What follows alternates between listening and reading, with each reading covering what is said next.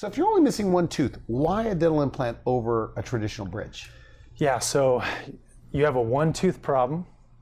A bridge is a three-tooth solution. You have to cut down the tooth behind that missing tooth, cut down the tooth in front of that missing tooth. Who wants to damage two teeth that don't need to be damaged to fix the one that's actually broken? But that's how it's normally done.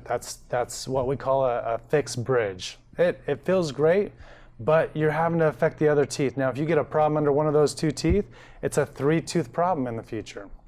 An implant is a one-tooth solution to a one-tooth problem. So we take that tooth out, we put an implant in, we don't touch the teeth on either side. We get to fix the tooth that's broken. We don't have to touch the other teeth because you're 70% more likely to need a root canal in the future once you put a crown on a tooth that doesn't need a crown. So implant. Now, what about expense though?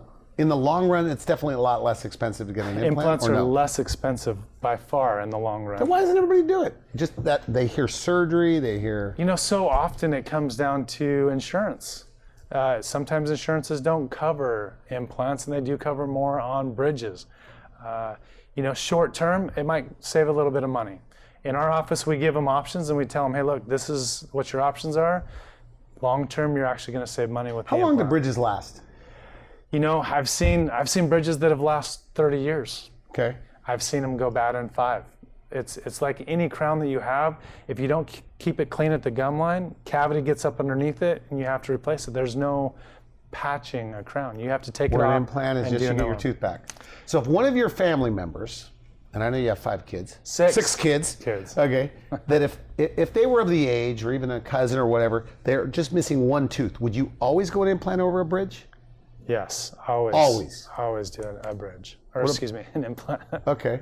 Yes. I always choose an implant because, you know, the only time I would, you know, I still do bridges. I'm not going to lie here. Bridges are great if they already have crowns. The teeth have already been prepared for crowns.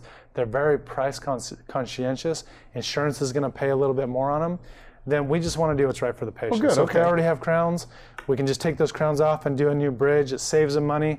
We want to do what's right for them. But if the teeth on either side have never been touched, we want to preserve that tooth structure and not damage those teeth to fix the one that's really broken.